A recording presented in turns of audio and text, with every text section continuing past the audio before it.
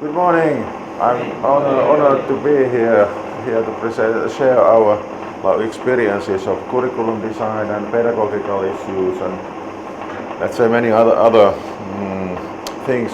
I'm very open to discussion, so it's okay also to interrupt and ask questions during the presentations. But I understand in the schedule I have a presentation and for sharing the experiences. We have time to discuss. So all is okay. So where I come from. So I'm the head of a degree program in health technology. Health technology is one major or one tiny part of information technology program, which is much larger. I will explain the structure a bit further. Actually, the whole discussion about curriculum redesign was forced on us, and as a tiny little separate program, we were forced into this process. So I'm quite active in higher education institutions or management. I'm doing also completing my master there as a special assignment, just for interest. I have done curriculum development perhaps 6 or 8 times during my career in Metroplolia. So this is the recent one was quite large. Also I'm doing some business law master as well. But anyway, I'm here for various reasons. I'm enjoying international contacts, working together in let's say linking my program to other similar programs. My very old background is in computer science, electrical engineering, so as a subject matter I understand something about that still. I have learned a lot about health technology and human anatomy and biosciences on the way. I used to work maybe 18 years in industry first, and then academic career and doing this kind of program management job. About in balance now, 18 years now. Okay. So structure of the presentation is like I will introduce Metroplolia, University of Applied Sciences in a very brief way, just to give you an overview of where I come from and what is the institution. And then we go to a little bit higher up, because the university reform and policy implementation was forced by the government in Finland, and it was there was very big changes in the whole system. But in a practical level, inside Metroplolia, that resulted program mergers, and we were part of that. The reason was very new kind of funding criteria. We are now fully output based funding, so that we can take in students. The university is very free to build new programs, new curriculums, determine how much students we take in, but we get funding of the output of the degrees. So that was fundamental change to the old world. So we have great autonomy and great responsibility of what we are doing. That's why I'm talking a little bit about performance and performance criteria of learning outcomes. Yes, so there was lots of curricular changes, pedagogy change, and I'm talking a little bit about numbers, but numbers is not all. And perhaps we come back to the student feedback in the presentation, and obviously because I'm presenting that to UTM, so we should make some conclusions and think if any of this is transferable or useful in your case. So you are the experts of deciding does it make sense. My presentation is based on 4 papers. Actually the initial one was we analyzed the health technology program after second year of our new curriculum. That was the first possibility to do some kind of quantitative evaluation. The other paper here is about case study I did with my colleague, welcome, about one module or one semester. And the orientation was a qualitative study. We asked the students, what do you think about it? Did we do any good? And how was the workload? And so on. So we were trying to be very responsive and learn something about how we do things in a new way. Then I made a little bit longer or more extensive paper about learning outcomes of health technology and the neighboring program, which is information technology as a whole. So yeah, obviously there's did we improve something or did we do something better, and who has the best practices. So my presentation is based on that, and in 2 weeks time I'm presenting one paper in Valencia, Spain. I used the same kind of teaching approach in an industrial networking course over a few years, and that was about like stepwise change from traditional lecturing to new kinds of team-based teaching, step by step, and I think I improved something there. So that is about transferability, that okay, it wasn't only my program, it applied to something else as well. But you can find the papers. So Metroplolia is a multidisciplinary university of applied science. So applied science university means that we do bachelor degrees and limited number of master degrees which are sort of working life oriented masters. It means that our master students have mandatory 3-year working experience before joining the master program. So their idea and thinking about how they should develop their own work and own learning is different from compulsory. Yes, we can, by law we are not even allowed to take them in to the master without it. Whole country. And the reason is that applied science university system is one pillar, and it's producing mostly bachelors and some masters. And the research-oriented university system is the traditional one. They produce the whole stack of bachelor, master, and PhD. And if there are two pillars, you have to have a different kinds of profile in the masters, obviously. Otherwise, we cannot live together in a nice way. You see the point. Okay, maybe some details of the numbers are not exact. This was checked some time ago, but about 60-degree programs on various campuses, at least 3 main big campuses. In some papers we also say that we have 20 campuses, but truly it is, I think, 20 addresses or areas, not really campuses, if I compare to what I see in UTM. Anyway, 16,000 students, and we produced 2,500 bachelors, and as you can see, very small number of masters. Staff about 1,000, or about, yes.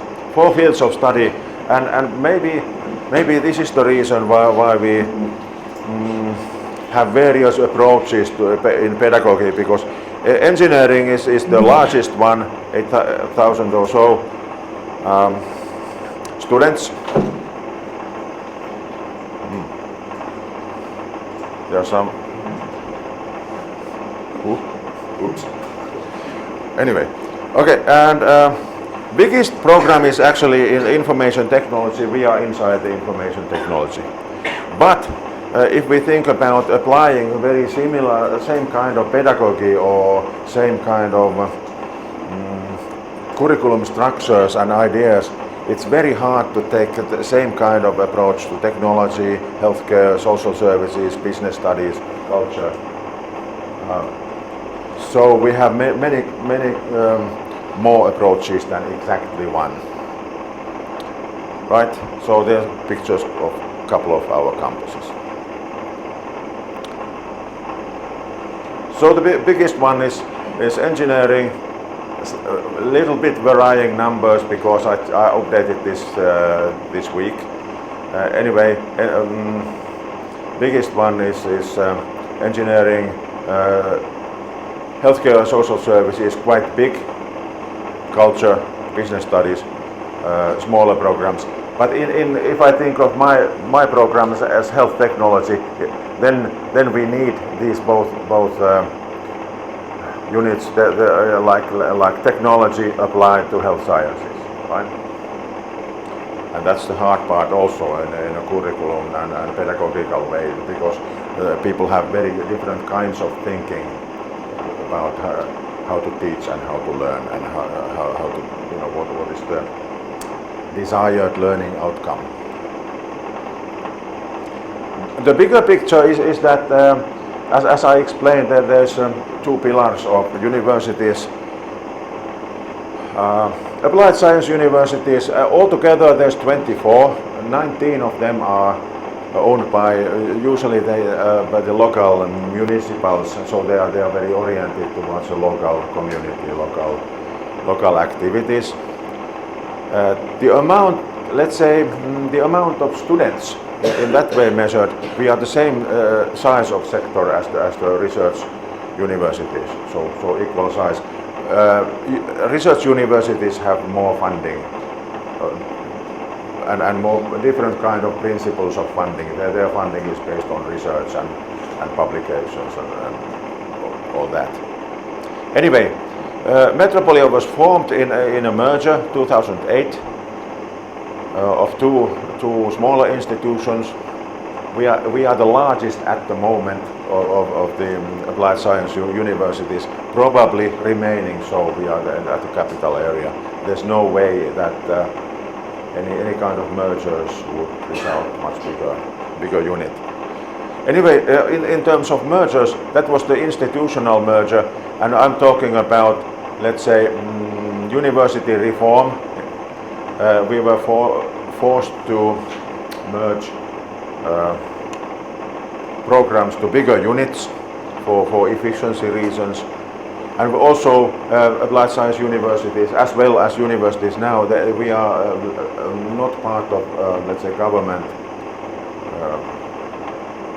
public organization. We have independent legal status, but just for information. But what happens after that getting, let's say, independent status and more responsibilities and more autonomy, there has been funding decrease in a whole system level, maybe 20% over 2 years, 20% budget cut. You can feel it. So you know, something needs to be done. Change was that our system was output based. 85% is based on how much credits we produce. In a student level, it looks even harder. A European credit transfer system means that let's say 1 year full-time work is 60 credits. That's all over Europe, so we can easily transfer credits and estimate student work. And obviously it means that we can split it to smaller units. A semester is obviously 30 then.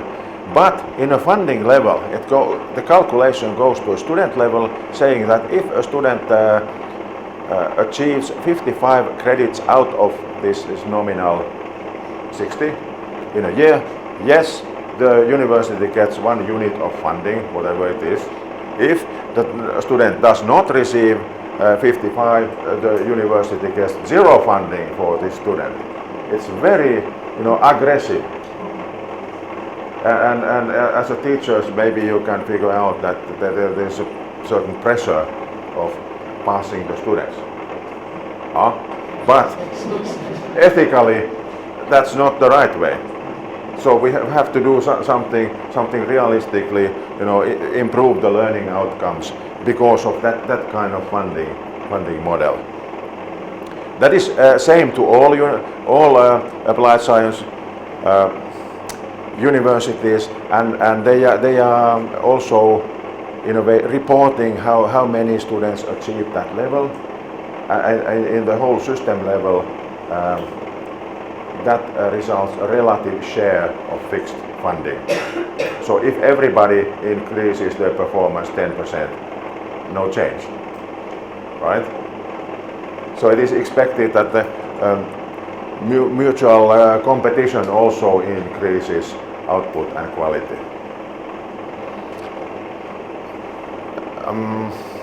Also, as a special thing, oops, I lost something. We get back here. Additionally, because of this budget cut and this kind of trigger-based, very hard and aggressive funding model, especially the engineering programs were forced to be merged in a few titles only. Few titles means that previously there was a possibility that each university created very nice and interesting program names. Sometimes the number of students in the program was rather small, but there was a freedom there. But from the student applying to the university, it was very confusing. How can I, without any experience, how can I apply to big list of program with very nice names and interesting names, but I don't understand what they mean. So how can I apply to correct program? With a good reason. The engineering programs were forced to be merged in a way that student applies to this one big entry point, like information technology, mechanical engineering, civil engineering, not so many choices. First into this kind of entry point, and after that they do some studies there. They are more mature and ready to truly select their major of what they want to do. It makes sense if we think it this way.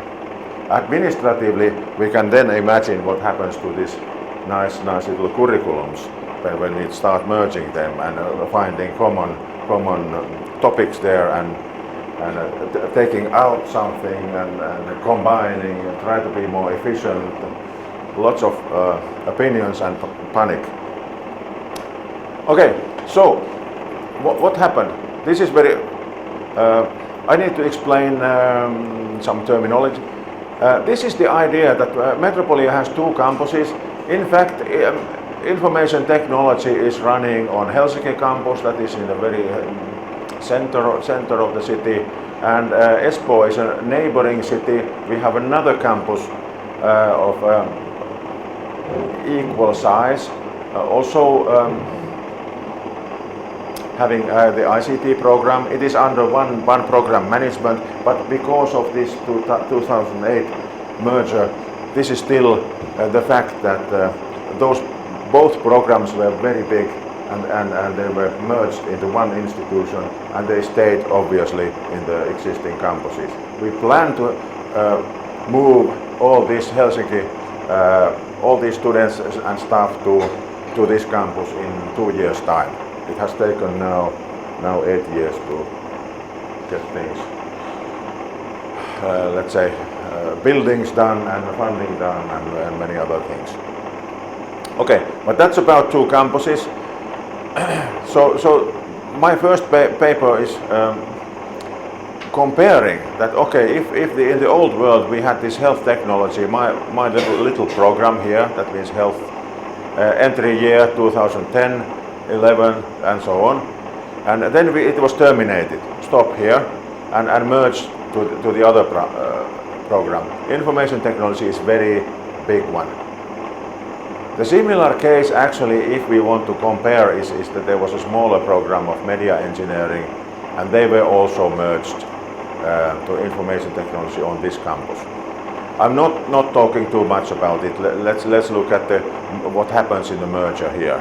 So interesting year is 2014, when we stopped taking in students in the health technology altogether and said, okay, we merge it into one entry point and see what happens.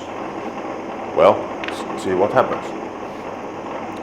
Then the new curriculums idea was that, okay, if we merge several programs together, so we should start have some common studies in the beginning. Let's call it ICT 14. That's our entry point. The students entered information technology program, and the idea that next year, after first year studies, they select, maybe they want to continue in the health technology program, or X means whatever. There are 6 other majors to choose. So X simply means all the others. The challenge is that first was the challenge that this was a separate entry. Students could apply here. The entry disappeared. How did the students actually find this program? And did it change this student profile altogether? Because first they apply to information technology and then choose this major. In these programs, my experience was that there was female students, sometimes usually 50%, at best year 75%. And after this merger, we have female students maybe 30% or lower, which was, I think, a bit lost. But that's the fact. So, and the integrated program then continues. So we are now doing the 3rd year. And that was after 2nd year was the first time we hear that our paper was written, because we didn't know which students choose this major, so we didn't have any visibility here what is going to happen. But after this year, we could see that, okay, how did they do in the 2nd year, and trace back perhaps exactly those students, what was their performance in the 1st year. Just to get a little bit feeling that are we doing good or better or worse, or how do we compare. Maybe this is of interest.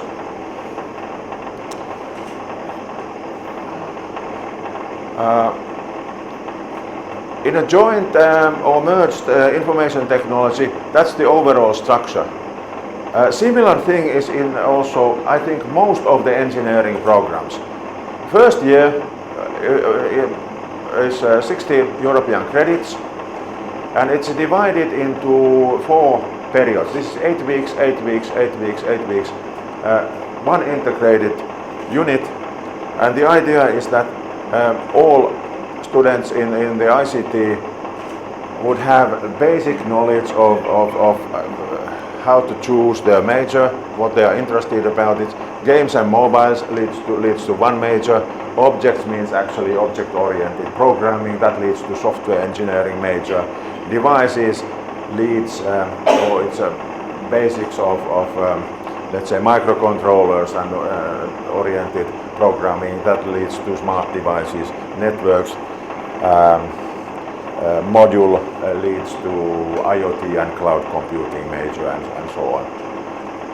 Health technology is not there, and some other smaller majors are not there. But what we try to do is, for example, I was teaching in the devices course in the 1st year, and we used health technology companies, health technology related topics in their projects, so that we included some ideas that, okay, if you are interested about this kind of things, yes, you should choose our major.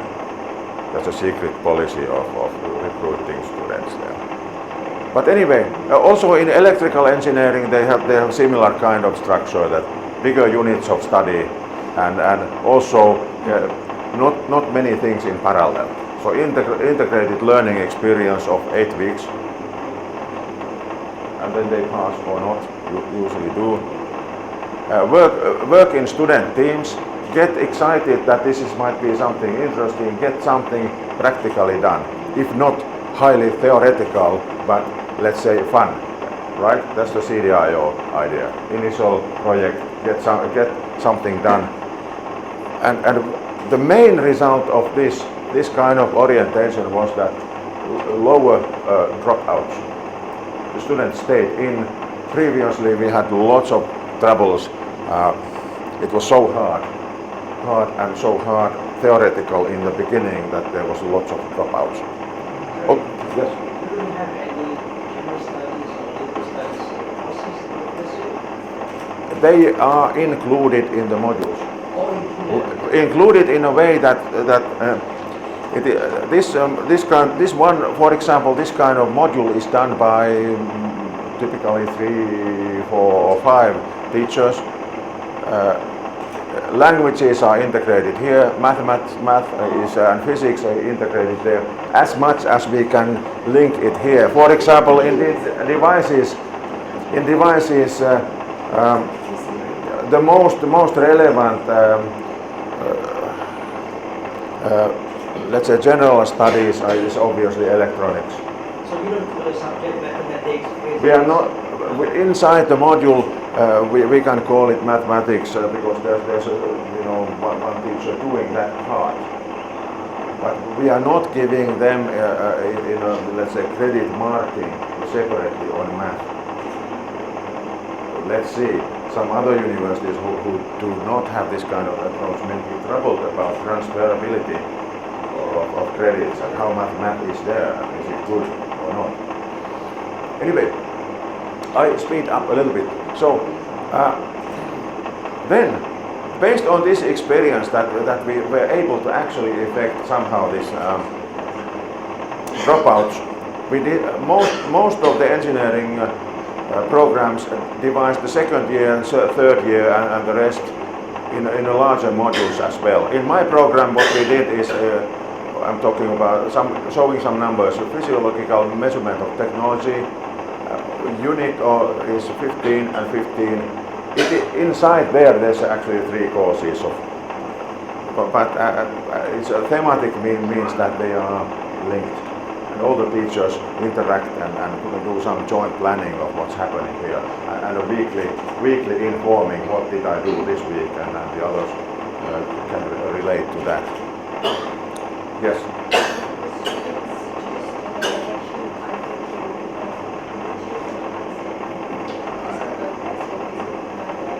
At the end of first year, we do major. Let's say presentations, and they fill in the form that this is my number 1 choice, this is my number 2 choice, and then we try to work hard that most of the students can get what they want. It is a bit difficult because they already in the system, and if some major is full, so what to do about it? For example, game program is very popular, but I don't think there's so much jobs for game programmers as the students would like to have. So there is some realistic thinking also. Luckily, most of the majors are in balance. Game programming is maybe not. Okay, but the same idea goes to this is during the second year, and also now we are at here. So in the middle of third year. So what is remaining is innovation studies, some elective studies, like my students are coming to UTM or exchange or whatever. Practical training, 30, bachelor thesis, altogether 240. That's the general structure of most of the engineering programs. I should be moving forward. Okay, but in this structure we could ask, is there any way to say that the health technology and the information technology, which was doing better? Or can we look back and say that did we find some best practices that we could copy to the other ones, help the other part? Of course, the comparison is a good idea. And maybe we could combine the majors. So I believe our paper is the first one to try to make a sort of analysis about it. But not going into very much details, this is the old picture, but of course numbers help if we want to compare campuses, or if we want to compare different smaller programs which were merged, or especially, because this is the blind spot, we don't know what happens here, to make a performance numbers here,